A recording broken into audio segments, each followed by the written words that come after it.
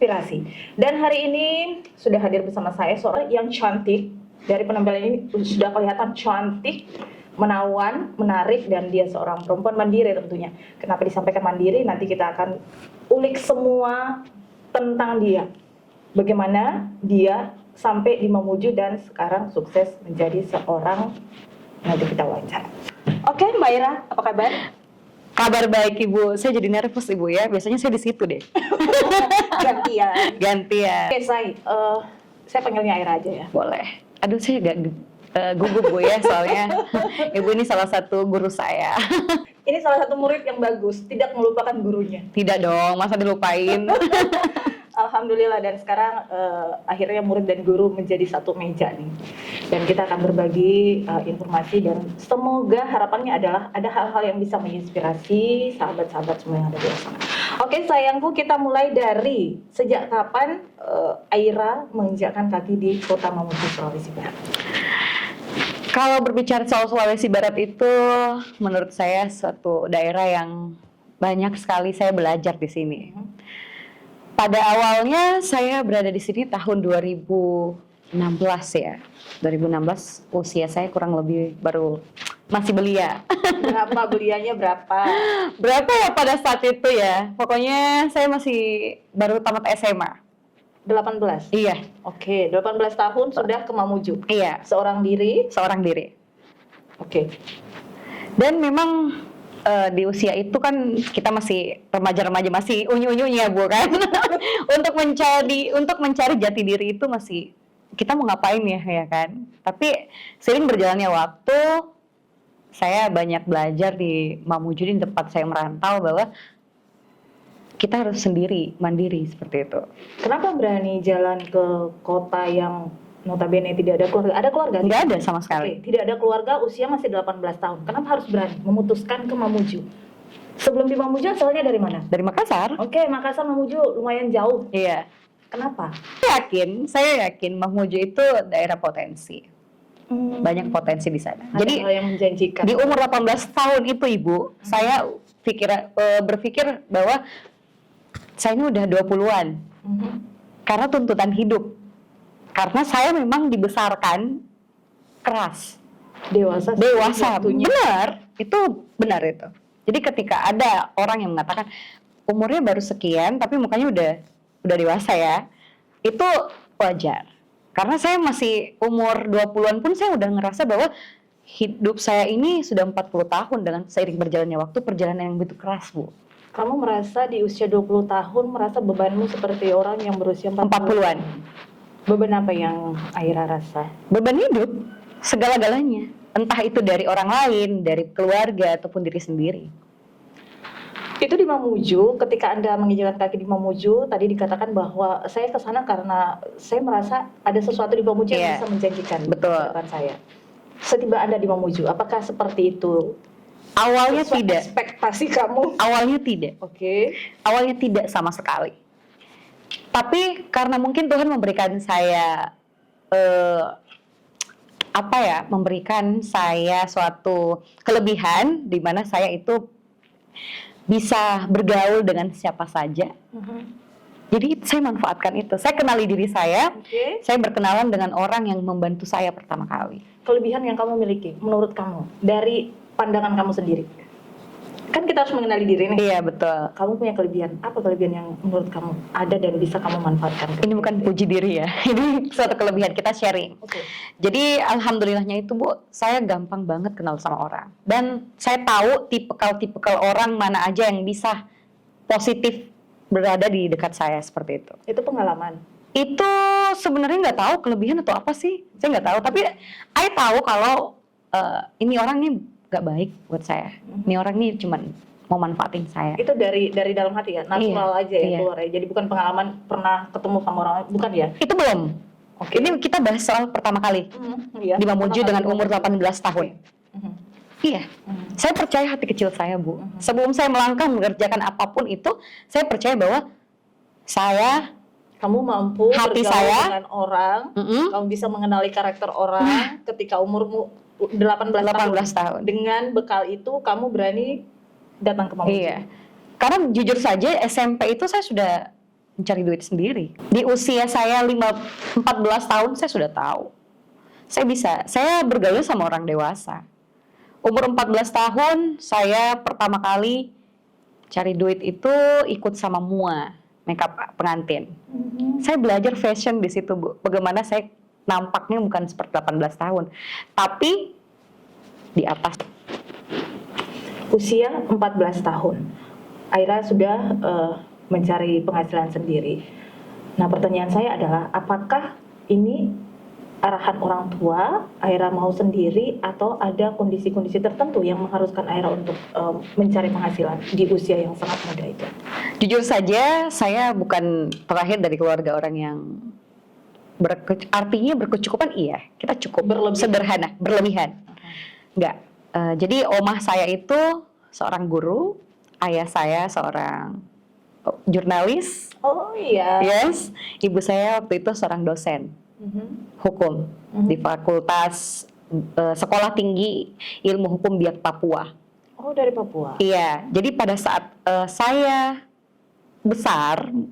tumbuh besar itu atas dorongan omah nenek saya.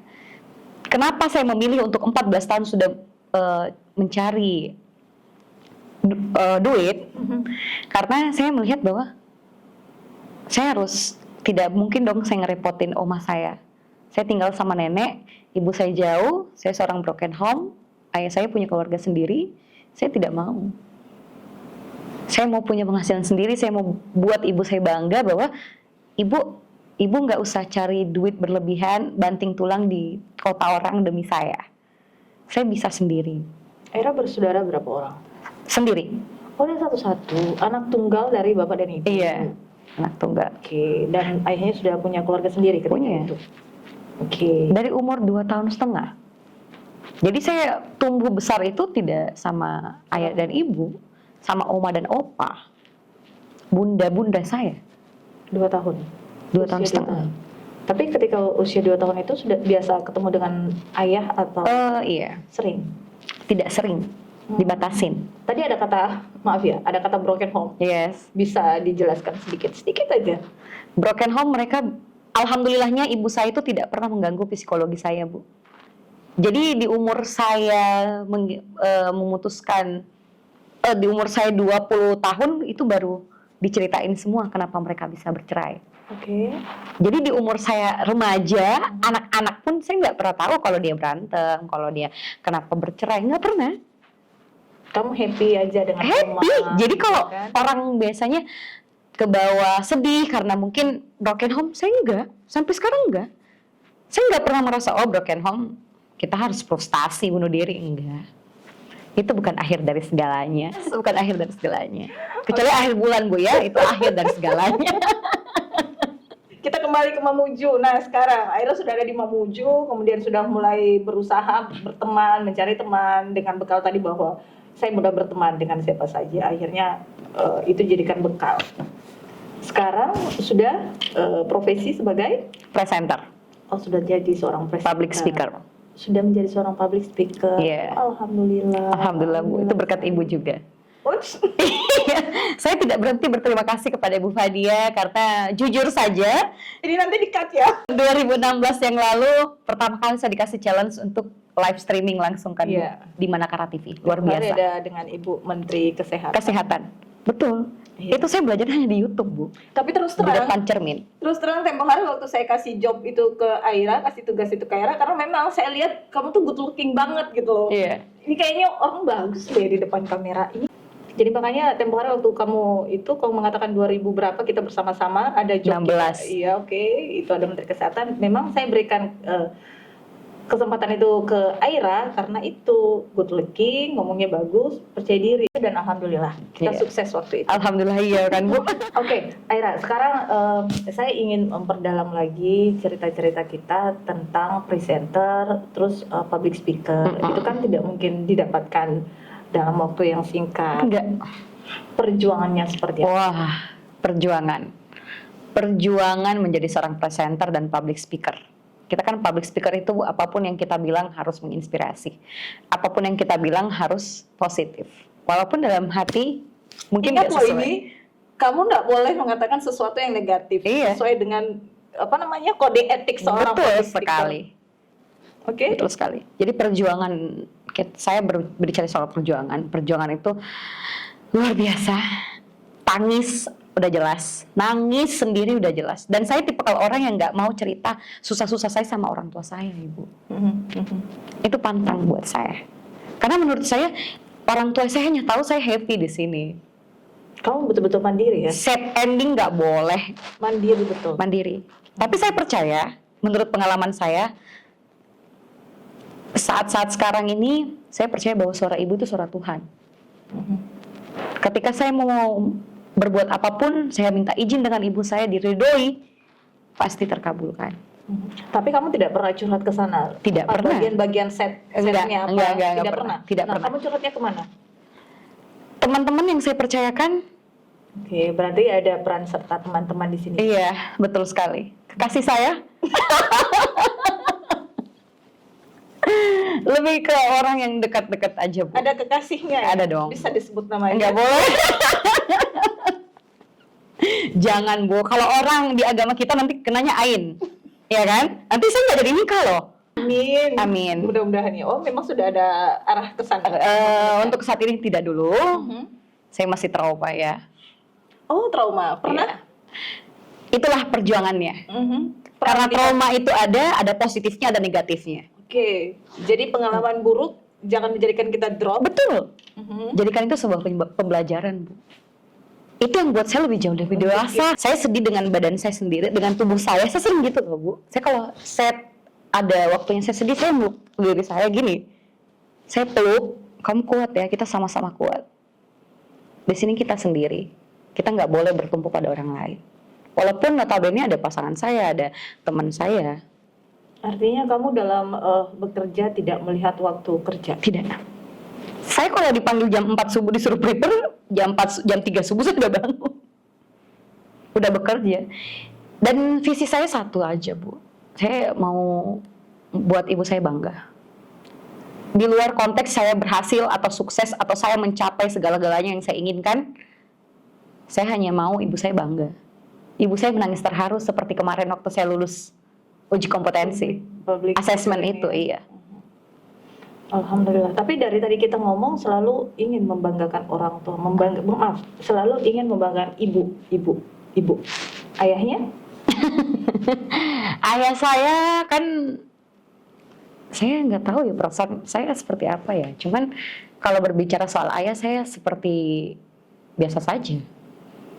Walaupun itu orang tua saya ya.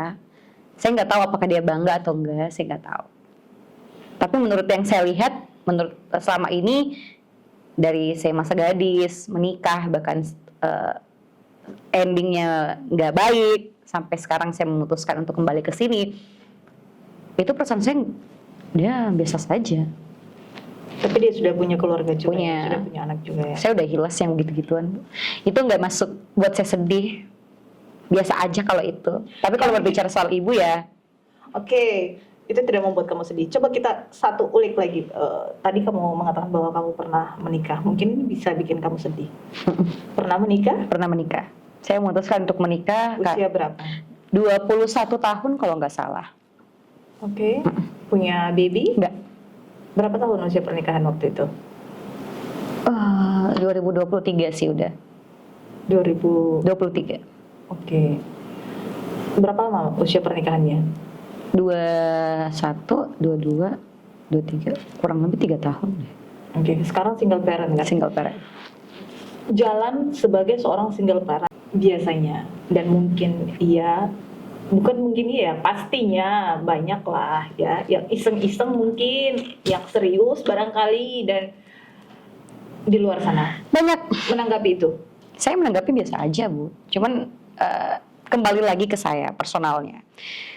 Ketika saya mau bertemu dengan orang yang baru saya kenal, saya bertemunya mau ngapain dulu nih?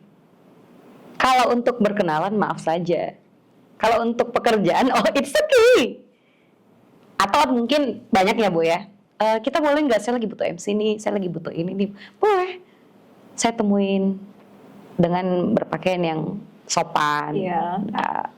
Kalau di chat udah macem-macem, udah komunikasinya kita udah nggak seret, saya nggak bakalan temuin. Direspon Paling lagi ya? iya, saya mungkin minta teman saya untuk temanin kalau seperti itu. Kamu takut sendiri? Tidak takut. Saya nggak ada takut-takutnya, Bu. Betul. Yang saya takut itu cuman sumpahnya ibu saya sama Tuhan. Saya nggak takut, Bu. Siapapun manusia saya nggak takutin. Tidak. Nah, Aira, ketika pernah ke Mamuju itu, hari kan ke Mamuju, terus balik ke Makassar balik. ya, menikah 3 tahun, kemudian memutuskan kembali ke Mamuju. Seberarti itukah Mamuju bagi kamu? Iya dong. Dari bahwa Mamuju menjanjikan sesuatu, mungkin ada something yang lebih bermakna barangkali. Kalau orang bilang, kalau kita sudah minum airnya Mamuju, pasti akan kembali. Kita akan rindu dengan tanaman kara. Itu betul sekali, Bu. Kok kamu kangen ya sama Iya. Mamuju? Selain Mamuju, saya ada beberapa kota yang saya target.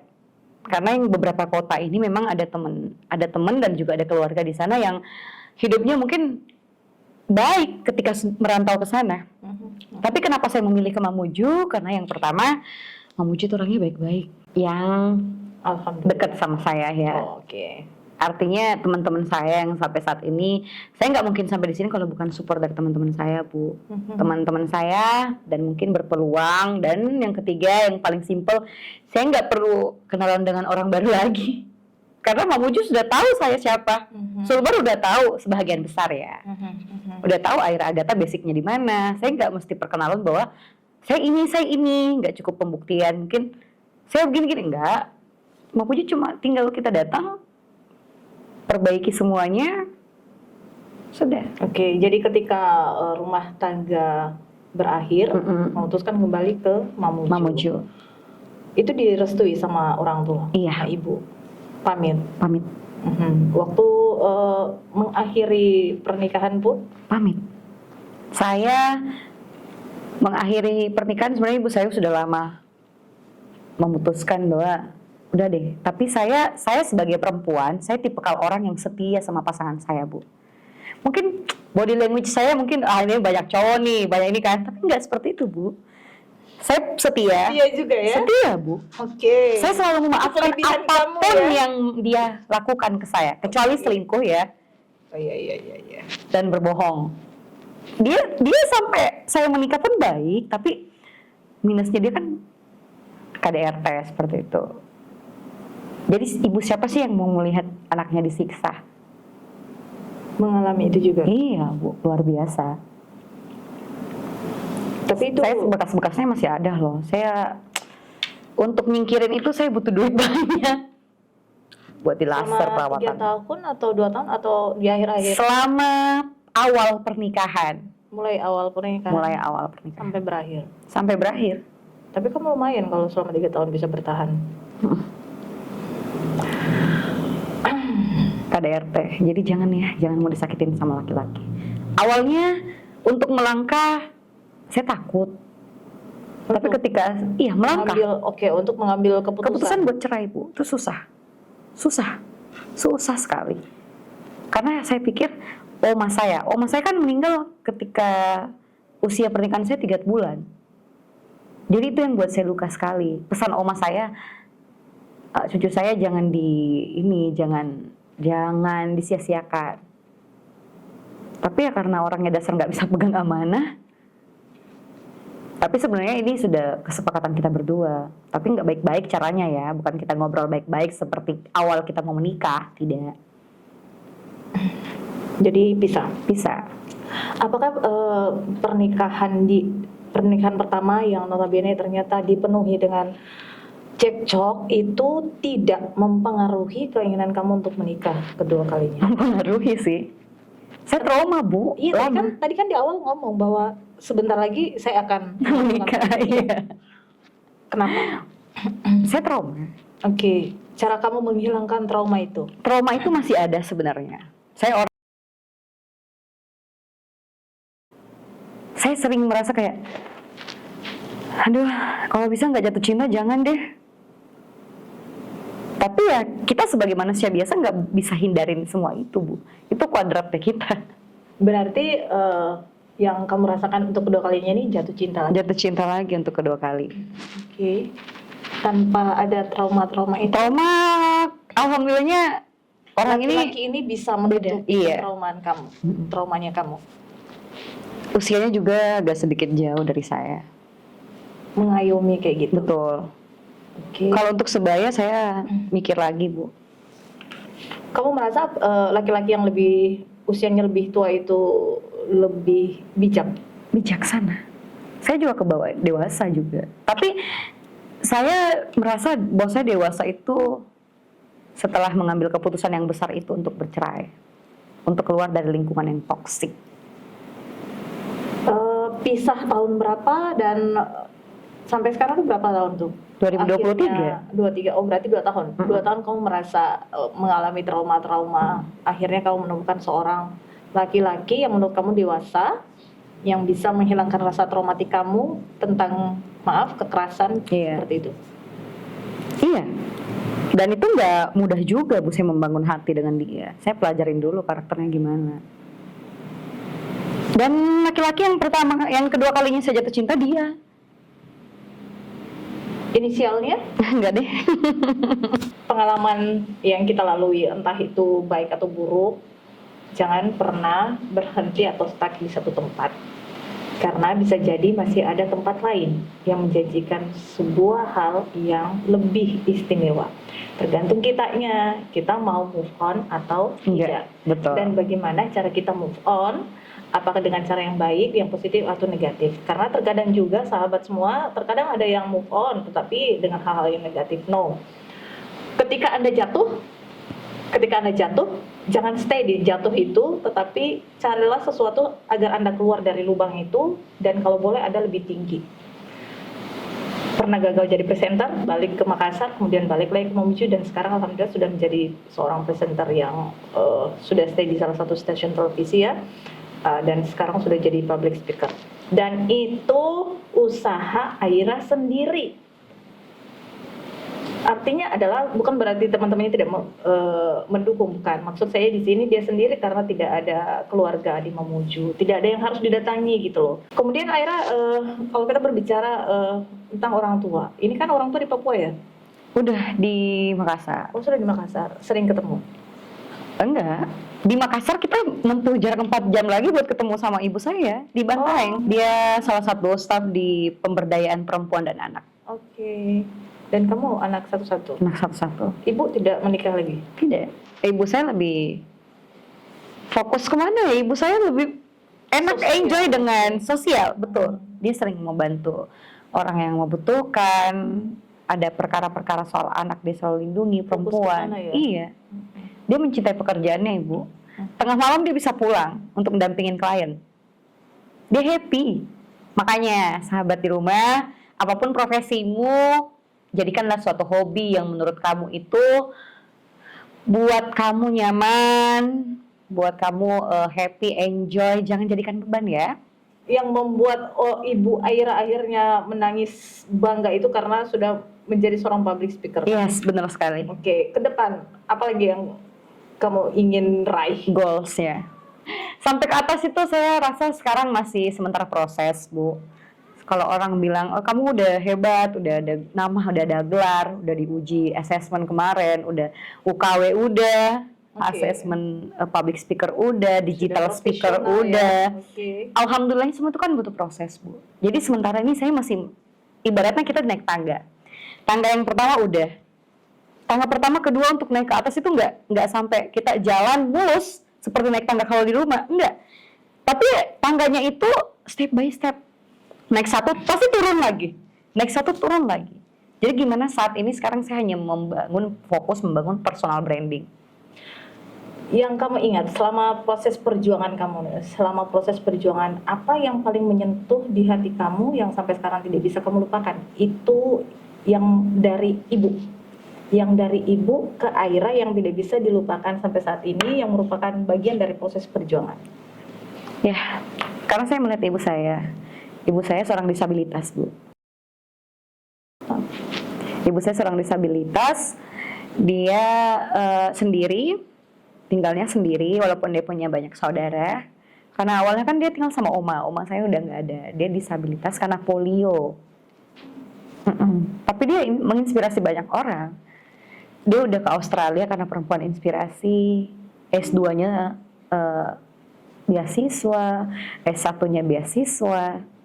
Dia bayangin Bu, dia harus naik di Papua pada saat itu masih naik ojek.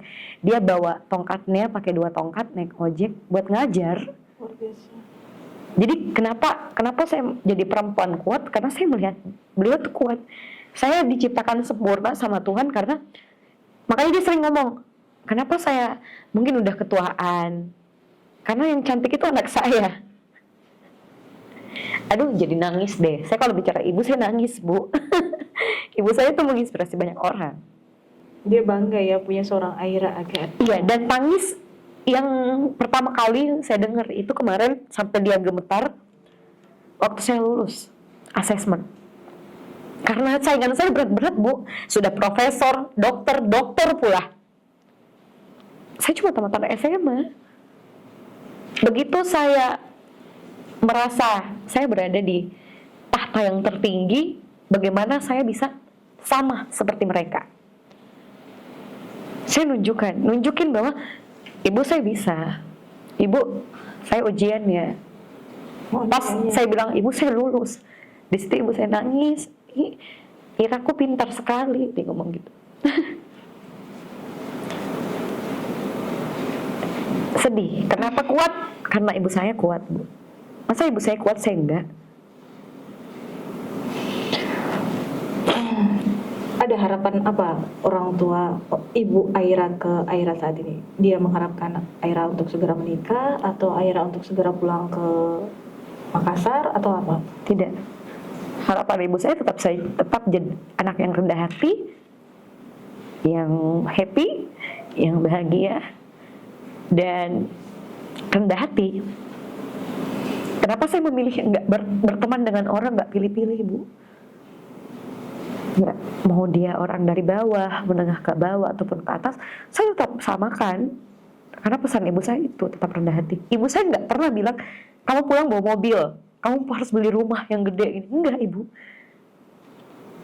Ibu saya sering apapun itu sudah rezeki dari Allah. Kalau saat ini saya sudah mungkin punya kendaraan, saya bawa ke ibu saya dengan jangka waktu 1 tahun, Bu, saya balik sini. Itu doa ibu saya bisa punya kendaraan, saya bisa beli ini beli itu karena usaha saya. Dari panggung ke panggung, saya kadang dicibir orang, ya itu saya hanya ngomong, saya hanya mau banggakan ibu saya. Seperti apa cibiran yang biasa diterima? Dari Mungkin ngejudge cover, padahal ada siapa aja? Maksudnya dari komunitas kah, pribadi? lebih banyak ibu-ibu sih. Ibu-ibu. Tapi ibu-ibu ini coba deh kenali saya. Saya setiap ketemu ibu-ibu itu di pekerjaan, saya setiap kayak mau ngerangkul, Bu. Saya kayak, kita temenan yuk. Tapi mereka nganggap saya saingan mungkin. Kita rangkul yuk, kita bareng yuk. Artinya kita temenan. Tadi Aira mengatakan mungkin mereka melihat dari gestur atau apa segala macam, dari covernya ya. Jadi benar orang mengatakan don't judge by the cover, ya. Cover apa yang menurut Aira yang membuat mereka akhirnya minus? Saya nggak tahu. Penampilan saya pun nggak seksi. Saya merasa make up saya juga biasa aja. Mungkin body language. Ada juga ya yang lain seperti itu kan? Iya, Bu. Saya berpakaian seperti ini karena mungkin dalam arti kata memuju ini masih kayak apa yang mereka lihat itu yang mereka judge seperti itu kan. Banyak. Saya, Bu, ketika saya dapat pekerjaan, saya kadang nggak melihat nominalnya, tapi yang sadarkan saya teman-teman saya. Akhirnya kelasmu udah beda, udah di atas. Enggak, kalau masih bisa kita bantu orang, bantu aja. Berapa budgetnya? Jangan. Kamu harus pikirin makeup kamu, baju kamu, ya itu baju kan udah ada. Kostum ini segala. Kalau bisa kita bantu, kenapa enggak? Saya sering begitu, Bu. Karena yang saya pikir bukan budgetnya sih, tapi lebih kayak bermitra. Tapi yang begitu teman saya yang sadarkan saya, jangan.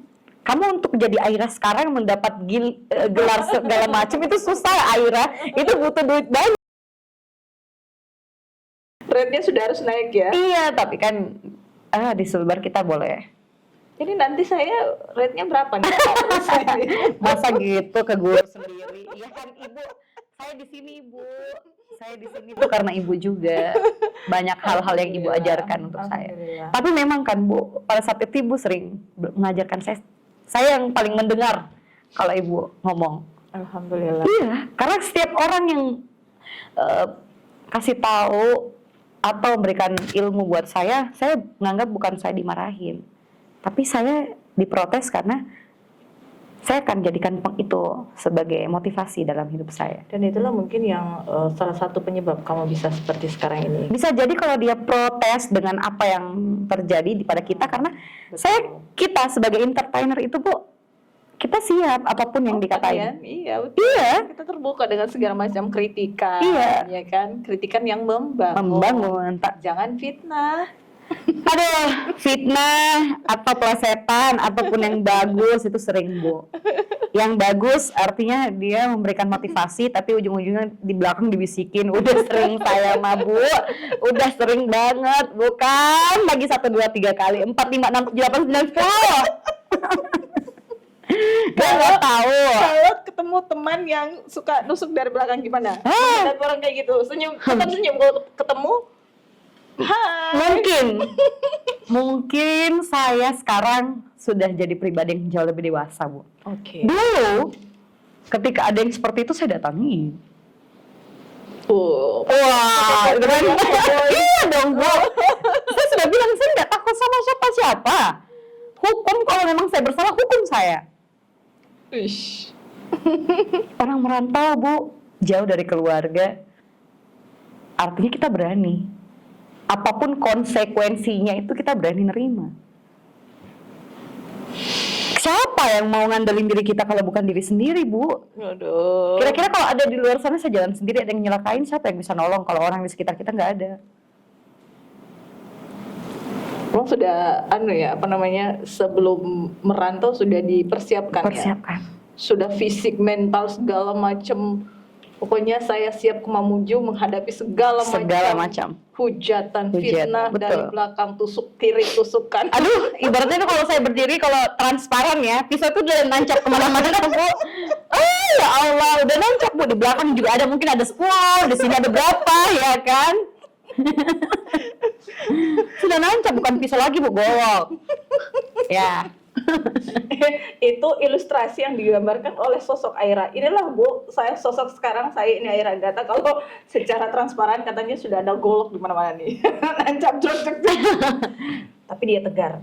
Itu kuncinya. Jadi dia tegar. Sahabat semua kalau ingin meraih sesuatu jangan ngoyok-ngoyok gitu ya. Jangan. Kemudian yang paling pertama dan paling penting adalah selalu menomorsatukan orang tua, selalu menghargai orang tua, selalu menghormati orang tua. Apapun yang ingin dia lakukan, pamit sama orang tua. Apapun yang mau dia cita-citakan, pamit sama orang tua. Doa orang tua itu menembus langit. Nggak ada sekat sama sekali. Seperti itu sahabatku semua. Aduh ya Allah, ini kita sudah tangis-tangisan, ketawa-ketawaan. Sahabat, sama yang saya di awal tadi saya katakan, mudah-mudahan ada hal-hal yang positif yang dapat menginspirasi sahabat semua yang ada di luar sana. Closing statement sayang buat sahabat semua. Oke, buat kalian yang di luar sana yang masih berjuang, jangan patah semangat, optimis, fokus, bangun personal branding kamu sebaik mungkin. Apapun yang orang bilang, tutup aja telingamu, jangan pernah merasa tersaingi, jangan iri hati, dengki, jadi diri sendiri. Segala sesuatu yang kita lakukan ketika itu ikhlas, tulus, pasti akan berdampak baik sama diri kita sendiri. Ketika kamu memutuskan untuk menjadi pribadi yang lebih baik, itu pasti ada saja tantangannya, ada halangan ataupun cibiran, itu sudah biasa. Tetap fokus, optimis, semangat, jangan lupa senyum, dan jangan selalu cari masalah dengan orang lain. Pokoknya saya mendoakan yang terbaik buat kamu. Amin, terima kasih Bu. Semoga karirnya sukses. Jadi kalau kamu menganggap saya seorang yang berperan, Betul. kemudian kamu sempat menganggap saya sebagai guru, saya berharap adalah ilmu yang saya miliki itu kamu akan memiliki lebih dari apa yang saya punya, lebih lagi. Karena kami akan senang juga melihat kalau ada seseorang yang pernah kita berikan sedikit ilmu, kemudian dia kenceng banget, bahkan kita cuma di 10 dia sudah sampai 80. Itu sesuatu yang luar biasa dan merupakan kebanggaan bagi saya juga. Sukses ya, terima kasih banyak. Bu. Demikian sahabat semua, semoga betul-betul dapat menginspirasi perbincangan kita kali ini, dan nantikan podcast-podcast saya selanjutnya di Inspirasi. Salam sahabat, wassalamualaikum warahmatullahi wabarakatuh, sampai jumpa.